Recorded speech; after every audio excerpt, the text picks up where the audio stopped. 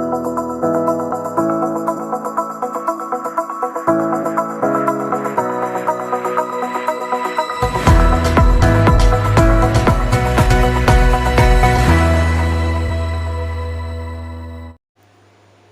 Friends, welcome to 4 Star Studios. வாங்க இன்றைக்கி இந்த வீடியோவில் நம்ம எல்லாருக்கும் பிடிச்ச குலாப் ஜாமுன் ரெசிபி இந்த தடவை தீபாவளிக்கு எப்படி சூப்பராக டேஸ்ட்டாக அதே சமயம் விரிசல் இல்லாமல் நம்ம கடையில் வாங்குகிற இன்ஸ்டன்ட் மிக்ஸ் வச்சு எப்படி ரெடி பண்ணலான்னு பார்க்கலாம். பாருங்கள், இதே மாதிரி நல்ல குண்டு குண்டுன்னு குலாப் ஜாமுன் விரிசலோ வெடிப்போ எதுவும் இல்லாமல் எப்படி ரெடி பண்ணலாம் அப்படிங்கிறத இந்த வீடியோவில் இன்றைக்கி பார்க்கலாங்க. ரொம்ப சாஃப்டாக அதே சமயம் பாருங்கள், ஒரு 2 மணி நேரம் ஊற வச்சாலே போதும், நல்லா இந்த மாதிரி சாஃப்டாக ஊறி வந்துடும். பார்க்குறதுக்கே ரொம்ப சூப்பராக இருக்குங்க. டேஸ்ட்டும் ரொம்பவே அட்டகாசமாக இருக்கும். நீங்கள் எந்த பிராண்டில் இன்ஸ்டன்ட் மிக்ஸ் யூஸ் பண்ணாலும் இந்த மெத்தடில் ட்ரை பண்ணி பாருங்கள். ரொம்ப சாஃப்டாக டேஸ்டியாக விரிசல் இல்லாமல் எப்படி செய்யலான்னு பார்க்கலாம். பாருங்கள், நல்லா குண்டு குண்டுன்னு நம்மளுடைய குலாப் ஜாமுன்ஸ் எல்லாம் கொஞ்சம் கூட வெடிப்போ விரிசலோ இல்லாமல் சூப்பராக ரெடி பண்ணியிருக்கோம் இந்த தடவை. வாங்க இப்போ எப்படி செய்யலான்னு பார்க்கலாம். உங்களுக்கு விருப்பமான இல்லை நீங்கள் ரெகுலராக என்ன இன்ஸ்டன்ட் மிக்ஸ் யூஸ் பண்ணுவீங்களோ அதவே நீங்கள் யூஸ் பண்ணிக்கோங்க. நான் இன்றைக்கி இந்த இன்ஸ்டன்ட் மிக்ஸ் எடுத்திருக்கேன். இப்போ இதை கட் பண்ணி நம்ம ஒரு பவுலில் மாற்றிக்கலாம். எந்த ரெடிமேட் மிக்ஸில் செஞ்சாலும் நீங்கள் இதே மாதிரி சாஃப்டாக செய்கிறதுக்கு இந்த மெத்தட் ஃபாலோ பண்ணுங்கள்.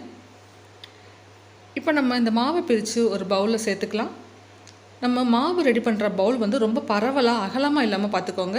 சின்னதாக இருந்ததுன்னா நமக்கு மாவு சீக்கிரமாக காஞ்சு போகாமல் இருக்கும். பரவலாக இருந்தால் சீக்கிரமாக காஞ்சு போயிடும். அதனால கூட நமக்கு வெடிப்பு வரலாம்.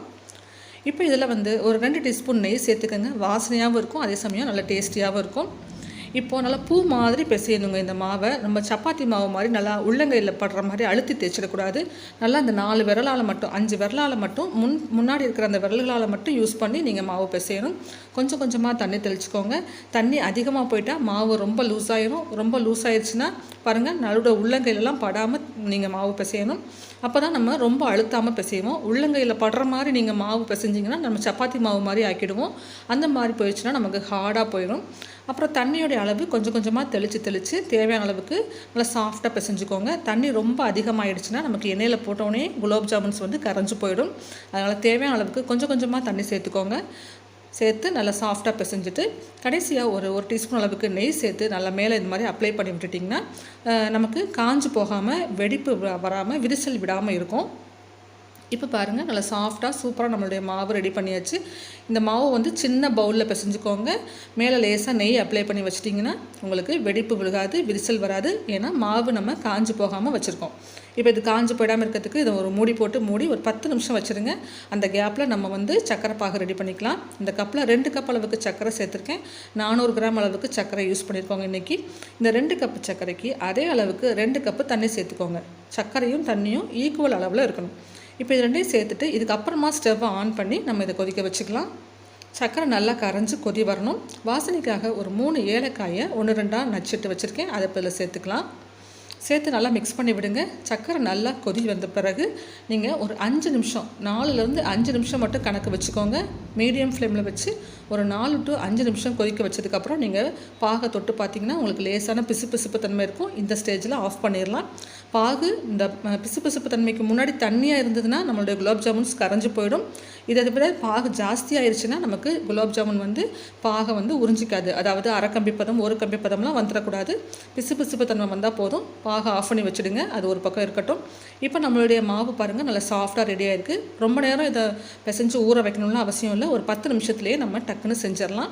இப்போ இது மாதிரி ஒரு பாதி அளவு மட்டும் நான் எடுத்துக்கிறேன். எடுத்துகிட்டு கையில் எண்ணெயோ இல்லை நெய்யோ ஏதாவது உங்களுக்கு எது விருப்பமோ அதை நீங்கள் இப்படி அப்ளை பண்ணிக்கோங்க. இந்த மாதிரி அப்ளை பண்ணிவிட்டு மாவில் இந்த மாதிரி மேலே வந்து ஸ்ப்ரெட் பண்ணி இந்த மாதிரி ரோல் பண்ணி விட்டிங்கன்னா நமக்கு மாவில் வெடிப்பெல்லாம் இல்லாமல் இருக்கும். மாவு காஞ்சும் போகாது. இப்போ இந்த மாதிரி நீல வாக்கில் உருட்டிக்கிட்டு ஒரு ஷேப்பில் உருட்டிக்கிட்டு இந்த மாதிரி சின்ன சின்னதாக கிள்ளி போட்டுக்கிட்டிங்கன்னா உங்களுக்கு எல்லா குலாப் ஜாமுன்ஸும் ஒரே மாதிரி ஈவனான ஷேப்பில் கிடைக்கும். இப்போ எல்லாத்தையுமே இது மாதிரி கிள்ளி போட்டுக்கோங்க. இதுக்கப்புறமா கையில் எண்ணெய் தொட்டுக்கோங்க அல்லது நெய் தொட்டுக்கோங்க. இப்போ 2 உள்ளங்கைக்கு நடுவில் நம்ம இந்த கிள்ளி போட்டிருக்கிற மாவில் ஒவ்வொரு பீஸாக எடுத்து இந்த மாதிரி ரோல் பண்ணுங்கள். ரொம்ப அழுத்தம் கொடுத்து உருட்டக்கூடாது. சும்மா 2 உள்ளங்கைக்கு நடுவில் வச்சு நீங்கள் ரவுண்டாக ஷேப் பண்ணாலே போதும். நம்ம எண்ணெய் தொட்டுட்டு பண்ணுறதுனால வெடிப்போ விரிசலோ வராது. ரொம்ப அழுத்தி செய்யக்கூடாது. ரொம்ப சாஃப்டாக தான் செய்யணும். பாருங்கள், விரிசல் இல்லாமல் சூப்பராக நம்மளுடைய குலாப் ஜாமுன்ஸ்லாம் நம்ம ரெடி பண்ணிகிட்ருக்கோம். பார்த்தாலே உங்களுக்கு தெரியும் பாருங்கள், ஒரு கிராக் கூட இல்லை. இதே மாதிரி எல்லாத்தையும் இது மாதிரி ரெடி பண்ணிக்கோங்க.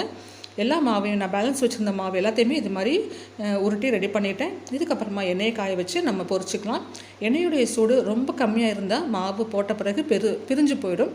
ரொம்ப ஹை ஃப்ளேமில் இருந்தாலும் எண்ணெய் ரொம்ப காஞ்சிருந்தாலும் டக்குன்னு கருகிடும், கலர் மாறிடும், ஆனால் உள்ளே வேகாது. பாருங்கள், இப்போ நம்ம அந்த குலாப் ஜாமுன்ஸை எண்ணெயில் போடும்போது லேசாக பபுள்ஸ் வருது பார்த்தீங்களா? லேசாக பபுள்ஸ் வர்றதில் இந்த மாதிரி ஒரு மிதமான சூட்டில் தான் வச்சு பொரிச்சு எடுக்கணும். மிதமான சூட்டில் வச்சு அப்பப்போ இது மாதிரி லைட்டாக கலந்து விடுங்க. இந்த மாதிரி அப்போ கலந்து விட்டால் தான் உங்களுக்கு எல்லா பக்கமும் ஈவனான கலர் கிடைக்கும், எல்லா பக்கமும் ஈவனாக வெந்து வரும். நம்ம கலந்து விடலைன்னா ஒரு பக்கம் மட்டும் டார்க்கான கலர் கிடச்சிரும், ஒரு பக்கம் கலர் இல்லாமல் இருக்கும். அதனால் இடையில இந்த மாதிரி ரோல் பண்ணி விடுங்க. ரொம்ப மிதமான தீலையே வச்சு தான் நம்ம இதை கடைசி வரைக்கும் ஃப்ரை பண்ணி எடுக்கணும். ஹை ஃப்ளேமில் வச்சிட்டிங்கன்னா டக்குன்னு குலாப் ஜாமுன்ஸ் கலர் வந்துடும், ஆனால் உள்ளே வெந்திருக்காது. இப்போ பாருங்கள், மிதமான தீலையே வச்சு நல்ல சூப்பரான ஒரு கோல்டன் கலர் வந்துருச்சு பாருங்கள். இப்போ நம்மளுடைய குலாப் ஜாமுன்ஸ் கொஞ்சம் கூட வெடிப்போ அல்லது விரிசல் விடாமல் ரொம்ப சூப்பராக ரெடியாகி இருக்குது. இதே மாதிரி எல்லாத்தையும் எடுத்து வச்சுக்கலாம். இப்போது நம்ம ரெடி பண்ணியிருக்கிற இந்த குலாப் ஜாமுன்ஸும் ஒரு மிதமான சூட்டுக்கு வந்த பிறகு நம்ம சக்கரை பாகில் சேர்த்துக்கலாம். சக்கரை பாகும் வெதுவெதுப்பான சூட்டில் தான் இருக்குது. ரெண்டுமே மிதமான சூட்டில் இருக்கணும். எதுவுமே அதிகமான சூட்டில் இருக்கக்கூடாது. குலாப் ஜாமுன்ஸும் ஆறி இருக்கணும், நம்மளுடைய சக்கரை பாகும் மிதமான சூட்டில் இருக்கணும். அந்த மாதிரி டைமில் ரெண்டையும் ஒன்றா சேர்த்துடுங்க. சேர்த்து நல்லா மிக்ஸ் பண்ணி விட்டுட்டு ஒரு 2 மணி நேரம் மட்டும் ஊற வச்சுட்டு உடனடியாக நீங்கள் எடுத்து சர்வ் பண்ணலாம். ரொம்ப சூப்பர் சாஃப்டான வெடிப்போ விரிசலோ எதுவும் இல்லாத பாருங்கள், இதே மாதிரி குலாப் ஜாமுன்ஸ் இந்த தடவை நீங்களும் ரெடி பண்ணுங்கள். எந்த இன்ஸ்டன்ட் மிக்ஸ் யூஸ் பண்ணாலும் சரி தான், இதே மாதிரி மெத்தட் ஃபாலோ பண்ணிங்கன்னா பாருங்கள், ஒரு விரிசல் கூட இருக்காது, வெடிப்பே விடாது. ரொம்ப சாஃப்டான டேஸ்டியான குலாப் ஜாமுன்ஸ் ரெடி பண்ணலாம். ட்ரை பண்ணி பாருங்கள். இந்த வீடியோ உங்களுக்கு பிடிச்சிருந்ததுன்னா லைக் பண்ணுங்கள், ஷேர் பண்ணுங்கள். நம்ம சேனல் 4 Star Studios சப்ஸ்கிரைப் பண்ணி வச்சுக்கோங்க. தேங்க்ஸ் ஃபார் வாட்சிங்.